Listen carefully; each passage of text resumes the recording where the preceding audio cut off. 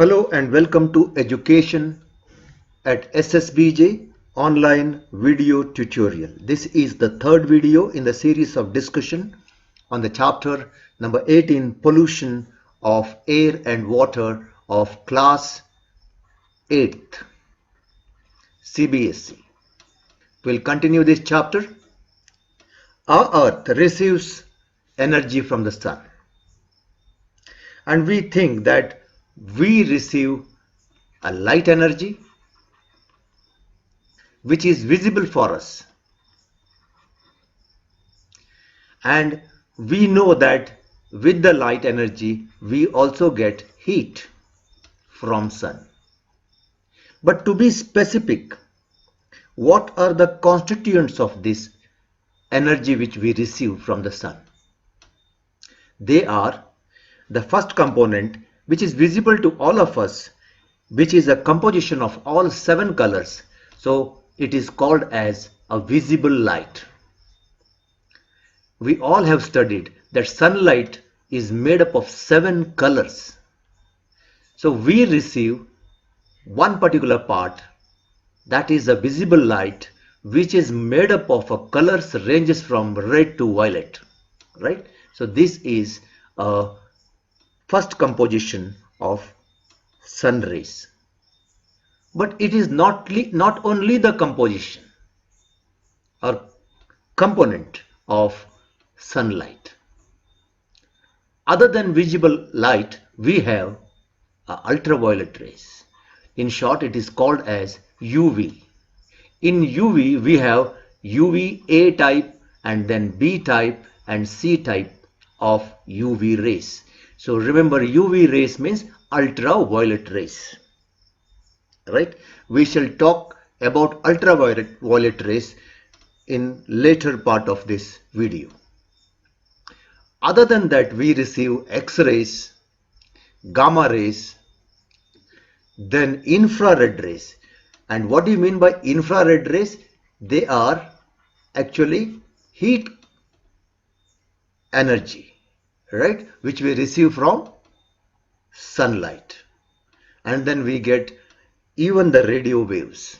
So these are all components, but what we see is only visible light, right?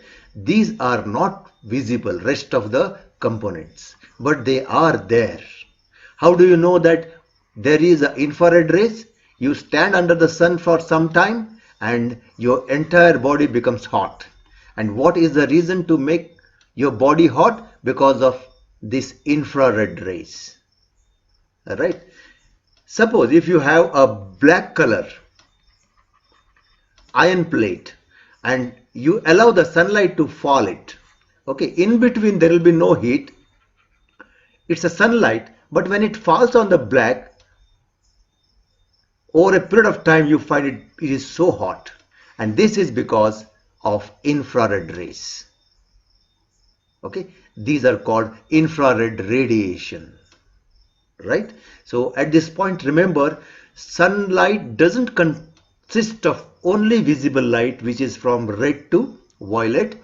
It also contains ultraviolet, X-rays, gamma rays, and then radio waves. Well, let us go back to the layers over the earth. As we have already studied in the previous video lesson, that we have a naturally formed ozone layer. And what is ozone layer made of? Ozone layer made of 3 atoms of oxygen. Okay, this is naturally existed over the earth. It is like a protection for earth. And protection from what? Protection from ultraviolet rays. Now what happens if ultraviolet rays enters into the atmosphere and fall on the earth? Simple, the people over the earth, the living organisms, all will be exposed to these ultraviolet rays. As I said, UV rays are of A type, B type and C type. But these have a very bad side effect. They spoil our skin. premature aging. We look very old if you continuously expose your skin to these UV rays. It spoils our eyes and many other diseases, including even the cancer. And that is why these ultraviolet rays have some disadvantages. Of course, one of the advantages is it will help our skin to produce vitamin D. Right? So some amount of ultraviolet rays gets through, but most of the ultraviolet rays are being blocked by this ozone layer, which we call good ozone. So we are talking about the layer which is outside, not within the atmosphere, which is created by humans or actually by industries and vehicles. But what happens? Continuous use of CFCs, remember this, damage the ozone layer of the atmosphere. Damage in the sense they create a hole in the ozone layer, and through that hole UV rays will pass through. Okay, and that is a disturbance for all of us. That will create a problem for all the living organisms. Now, what are CFCs? CFCs are chlorofluorocarbons. Please remember this. And where are these used? These are used in refrigerator, air conditioners, or even the aerosol sprays, because these can make the surrounding cool. Right? The refrigerator, earlier they have used these CFCs. It is good that nowadays in place of CFCs there are other chemicals which are being used for cooling effect. So these ultraviolet rays, if allowed inside, understood, what happens? Premature aging of the skin, cancers and eye problem. Right? Please be aware of this, and this can be a very important question in the examination regarding what are CFCs, what do you mean by chlorofluorocarbon, what is the work of ozone layer, and so on. Right? Now coming down to greenhouse effect. What is greenhouse effect? It's simply a heating effect. Then why the name given greenhouse? It's because some of the plants in cold region do not grow unless the condition is hot, and therefore they create a glass house and they grow plant. This is mainly in some of the cold countries because plants require little bit heat to grow, and it looks green from outside. It looks like a greenhouse, and what is the effect which is inside is heat. So why this glass house makes the atmosphere hot inside? From outside it looks very green, and that's why greenhouse, and the effect is called greenhouse effect. Now let us come to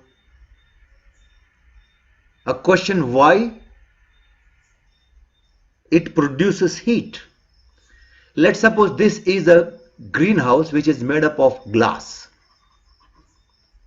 right? And we have a sun over us, and if a sun rays falls on this glass, these sun rays will enter through glass. They go inside because glass is transparent. right? Once they fall on this surface inside, then a heat is produced, because we already know that light contains a component called infrared rays. They are the ones who carry heat. But unless this light go and fall on the surface, heat is not produced. So this glass allows the heat inside. I mean the light inside, but it doesn't allow the heat to go out. Why? Because a glass is bad conductor of heat. Now look at this point. At this point, it is allowing the light to go inside, but it is not allowing the heat to go out. And what is the reason? Glass is bad conductor of heat. It holds the heat inside the glass house. And that is why it is said greenhouse effect is simply a heating effect. The same thing goes on in the atmosphere of Earth. When the light rays fall, along with the visible light, we have infrared rays also. And more of heat is created on Earth's surface, and that heat reflects back. And it will be there in the atmosphere. We require heat for almost all living organisms to live, but we don't want more heat, right? So that is where the problem lies. This heat which is produced inside may go out, but it has to be held within the atmosphere, and that work is done by carbon dioxide. And we have sufficient carbon dioxide in the atmosphere which holds the heat. This carbon dioxide exactly works like a glass. Like as I said, glass allows, this is a glass sheet, it allows the heat, the light rays to pass through, but it doesn't allow the heat to go out. The same thing carbon dioxide layer does. It allows the light to come here, and once the heat is generated on the surface of the earth, it will not allow it to go back. So one way carbon dioxide helps us to keep certain temperature. But if more of carbon dioxide we have, then it holds more amount of heat, then the temperature of the globe is or will be increasing more than what we require. And that is what is called global warming. And due to global warming, immediate effect is melting of ice at Arctic or Antarctic region. What happens further if the temperature of the earth increases? By now it is said that already it has increased 1 degree centigrade than it was before few decades.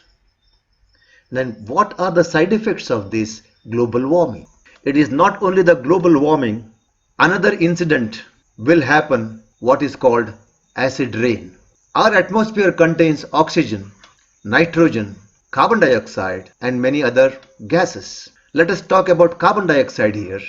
When the rain water combines with carbon dioxide, it converts into carbonic acid. Therefore, when the rainwater falls on the ground, it is slightly acidic in nature. But that acid is very mild acid. It will not harm so much the living organisms which are there on the earth. But due to a burning of wood, excess use of coal and petroleum, emission of carbon dioxide and sulfur dioxide and also nitrogen oxides will increase in the atmosphere. And it is not only the carbon dioxide which combines with the water when it rains. Sulfur dioxide also combines with water. Nitrogen oxides also will combine with water. H2O stands for water. And when the water mixes with these gases, along with carbonic acids which we have already seen, nitric acid and sulfuric acid is also formed and fall on the earth in the form of rain. And that is what is called acid rain. And this acid rain is not like acid rain where only carbonic acid falls on the ground. Carbonic acid is very mild acid, whereas nitric acid and sulfuric acid are 1,000 times stronger, and they have their own effect on living organisms, on marine life. What can we do then? If this continues, what is going to happen to the earth? The earth is warming up at a steady pace. The reasons for this is the increase in human-caused greenhouse gases. Recent studies as well as the 2007 report by the Intergovernmental Panel on Climate Change have reported to some of the likely effects of greenhouse gas emissions. Rising global temperature, rising sea levels, Arctic sea ice melting, total disappearance of glaciers, epic floods in some areas, and intense drought in others. Here is a timeline of these events which may, by 2030, diarrhea-related disease will likely increase by up to 5% in low-income parts of the world.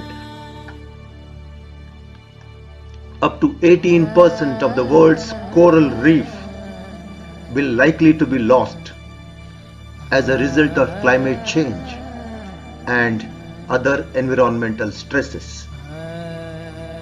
In Asian coastal waters, the coral loss would reach 30%.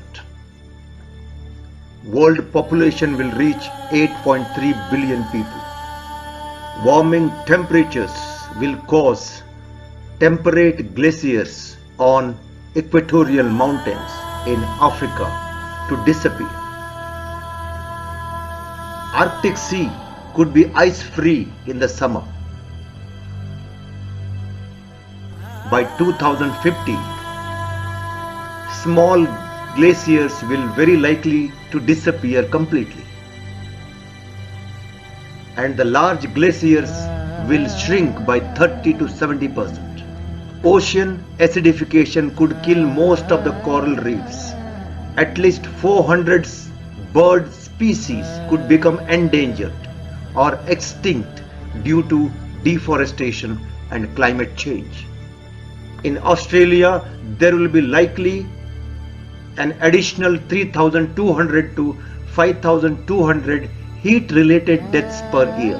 By 2080, while some part of the world dry out,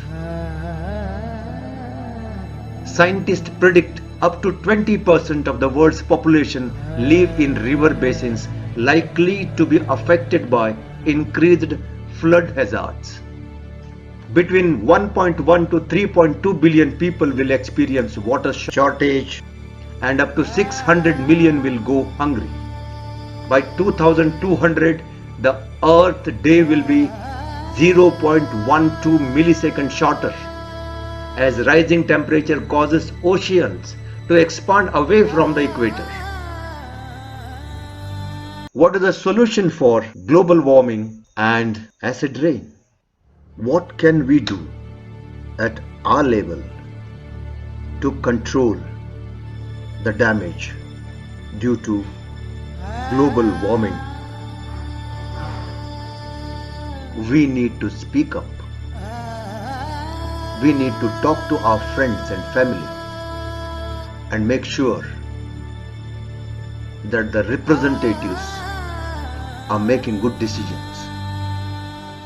We need to spread awareness through social media about the problems to be faced in future due to global warming.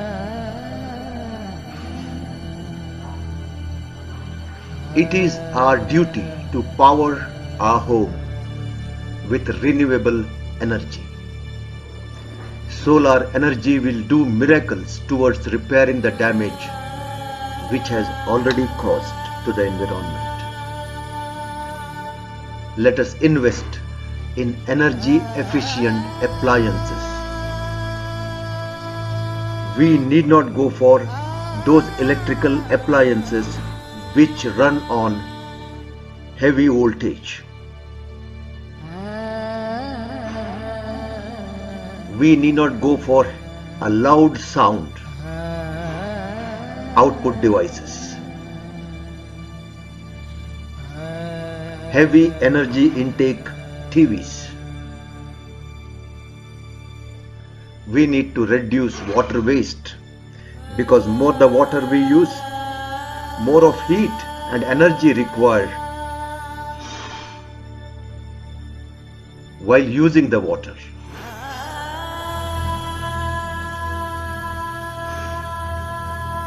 We need to replace our electric bulbs by LEDs because they consume less energy and give more light.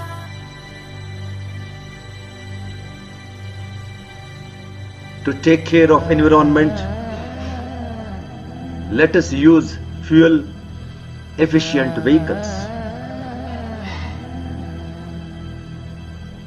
Electric vehicles are far better to reduce carbon emissions to the atmosphere. Hope over a period of time, all vehicles which are run on fossil fuels will be replaced either by solar energy or by battery operated technology. Finally, as far as possible, let us contribute towards reforestation drive.